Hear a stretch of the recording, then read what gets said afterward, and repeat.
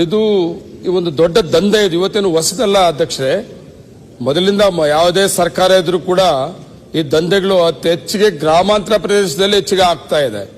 ಇದು daily collection. ಇದು ಪ್ರತಿ ದಿವಸ ಸಾಲ ಕೊಡೋದು, ಬೆಳಗ್ಗೆ ಸಾಲ ಕೊಡೋದು, ಸಂಜೆ ಕಲೆಕ್ಷನ್ ಮಾಡೋದು, 10 ರೂಪಾಯಿ ಬಡ್ಡಿವರೆಗೂ ಹೋಗ್ತದೆ. ಅದು ಇದೊಂದು ಬದಲಾವಣೆ ಬೇಕಾಗಿತ್ತು. ಒಂದು ಒಳ್ಳೆ ಕಾನೂನು ತಂದಿದ್ದಾರೆ.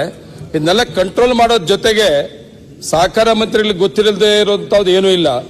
ನಮ್ಮ ಕೋಆಪರೇಟಿವ್ ಸೊಸೈಟಿಗಳ ಕಡೆಯಿಂದ ರೈತರಿಗೆ ಮತ್ತೆ ಮಹಿಳಾ ಸಂಘಗಳಿಗೆ ಮತ್ತೆ ಬೀದಿ ಬದಿ ವ್ಯಾಪಾರಸ್ಥರಿಗೆ ಸಾಲ ಕೊಡಂತ ಯೋಜನೆ ಕಾರ್ಯಕ್ರಮ ಕೊಟ್ಟಿದ್ದಾರೆ.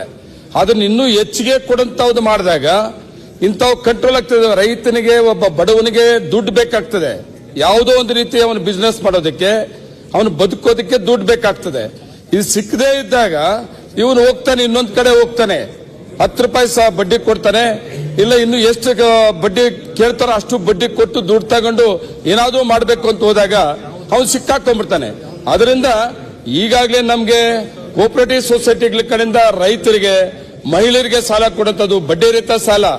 ವಿಶೇಷವಾಗಿ ನಮ್ಮ ಇಂದಿನ ಮುಖ್ಯಮಂತ್ರಿ ಸಿದ್ದರಾಮಯ್ಯ ಅವರು ಮುಖ್ಯಮಂತ್ರಿಗಳಾಗಿದ್ದಾಗ ಬಡ್ಡಿ ರಹಿತ ಸಾಲ 5 ಲಕ್ಷವರೆಗೂ ಮಹಿಳಾ ಸಂಘಗಳು ಕೊಟ್ಟಿದ್ದಿರಬಹುದು.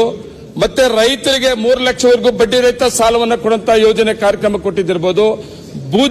ಬೀದಿ ಬದಿ ವ್ಯಾಪಾರಸ್ಥರಿಗೆ ಸಾಲ ಕೊಡುವಂತದ್ದು ಇಂಥ ಯೋಜನೆಗಳನ್ನ ತಂದಿದ್ರಲ್ಲ, ಅದನ್ನ ಈ ಬಿಲ್ ಜೊತೆಯಲ್ಲಿ ನಮ್ಮ ಕೋಆಪರೇಟಿವ್ ಸೊಸೈಟಿಗಳಿಂದ ಅತಿ ಹೆಚ್ಚಿಗೆ ಬೇಕಾದಂತವರಿಗೆ ಸಾಲಗಳನ್ನ ಕೊಡುವಂತದ್ದು ಸೊಸೈಟಿಯಿಂದ ಕೊಟ್ಟಾಗ ಇದು ಅನುಕೂಲ ಆಗ್ತದೆ.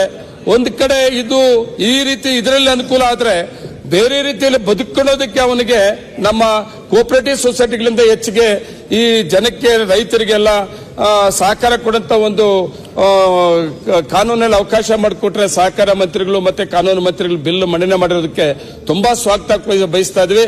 ಇದು ಕೂಡ ನನ್ನ ಅನಿಸಿಕೆ ನಿಮ್ಮ ಮುಂದೆ ಅಧ್ಯಕ್ಷ ಮುಖಾಂತರ ಕಾನೂನು ಮಂತ್ರಿಗಳು ಮತ್ತೆ ಸಹಕಾರ ಮಂತ್ರಿಗಳಿಗೆ ಗಮನ ತರ್ತಾ ಇದ್ದೀನಿ. ಅಧ್ಯಕ್ಷರೇ, ನಮಸ್ಕಾರ.